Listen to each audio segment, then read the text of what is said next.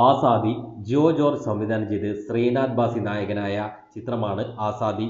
ഒരു ദിവസം നടക്കുന്ന കഥയായാണ് ചിത്രത്തിലെ മെയിൻ സംഭവങ്ങൾ പറഞ്ഞിരിക്കുന്നത്. ശ്രീനാഥ് ബാസിയെ കൂടാതെ ചിത്രത്തിൽ വാണി വിശ്വനാഥ്, ലാൽ, അബിൻ ബിനോ, അഭിരാം രാധാകൃഷ്ണൻ, ശോഭി തിലകൻ, ജിലു ജോസഫ്, രവീണ, രാജേഷ് ശർമ്മ, സൈജു കുറുപ്പ് തുടങ്ങിയവരും മറ്റു പ്രധാന കഥാപാത്രങ്ങളെ അവതരിപ്പിച്ചിരിക്കുന്നു. സിനിമയുടെ പ്രധാന കഥാഭാഗത്തേക്ക് നോക്കിയാൽ ഒരു മെഡിക്കൽ കോളേജിനെയും ജയിൽ പുള്ളികളെയും കണക്ട് ചെയ്തുകൊണ്ടാണ് കഥ പറയപ്പെടുന്നത്. അതിൽ നടക്കാൻ പോകുന്ന ഇൻസിഡൻസിനെ ഒക്കെ തന്നെ കൃത്യമായി കഥാപാത്രങ്ങളും സംവിധായകനും ഒരേ വേവ് ലെങ്ത്തിൽ മനോഹരമായി പ്രേക്ഷകനെ ത്രില്ലടിപ്പിക്കുന്ന രീതിയിൽ ചെയ്തതായി തോന്നി.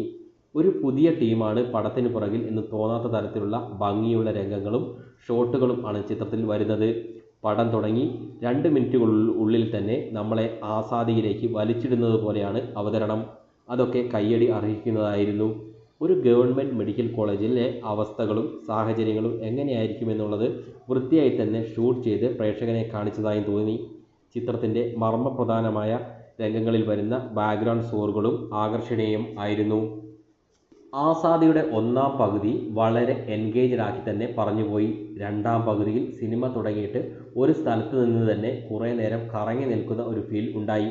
അതും കഴിഞ്ഞ് അവസാനത്തേക്ക് വരുന്ന ചില കാര്യങ്ങളുടെ ലോജിക് തീരെ മനസ്സിലാകാതെ പോലെയും തോന്നി. ചിത്രത്തിൽ ഒരു 3/4 ഭാഗവും ശ്രീനാഥ് ബാസി തീരെ ഹീറോയിസം ഇല്ലാത്ത രീതിയിലാണ് ഉള്ളത്. അവസാനത്തേക്ക് ട്രാക്ക് മാറ്റുന്നതായും ഉണ്ട്. പക്ഷേ ചിത്രത്തിൽ ബാസിയേക്കാളും സ്ക്രീൻ പ്രസൻസും ലുക്കും സ്റ്റൈലും ഒക്കെ വന്നത് വാണി വിശ്വനാഥിൻ്റെ കഥാപാത്രത്തിനായിരുന്നു എന്നതാണ് പേഴ്സണലി അനുഭവപ്പെട്ടത്. വാണി വിശ്വനാഥിൻ്റെ പ്രതാപകാലത്തെ പ്രകടനങ്ങളെ ഓർത്തുപോകുന്ന തരത്തിലായിരുന്നു ആ കഥാപാത്രത്തെ പ്ലേസ് ചെയ്തത്. വാണി വിശ്വനാഥിൻ്റെ പ്രകടനം ഒരു ഹാപ്പിനെസ് നൽകി. സൈജു കുറുപ്പിൻ്റെ റോൾ വേസ്റ്റായി തോന്നിയിരുന്നുവെങ്കിലും അഭിരാമും അബിനും ലാലും രാജേഷ് ശർമ്മയും ജിലു ജോസഫും ഒക്കെ കയ്യേട് നേടുന്ന തരത്തിലുള്ള പെർഫോമൻസ് കാഴ്ചവെച്ചു. ശരിക്കും പറഞ്ഞാൽ ഒന്നാം പകുതിയുടെ അതേ മീറ്ററിൽ തന്നെ പടം വന്നിരുന്നുവെങ്കിൽ, ലോജിക്കും മറ്റും ഒക്കെ സെറ്റാക്കിയിരുന്നുവെങ്കിൽ കുറച്ചുകൂടെ പ്രേക്ഷകരെ സംതൃപ്തിപ്പെടുത്തുമായിരുന്നു ആസാദി.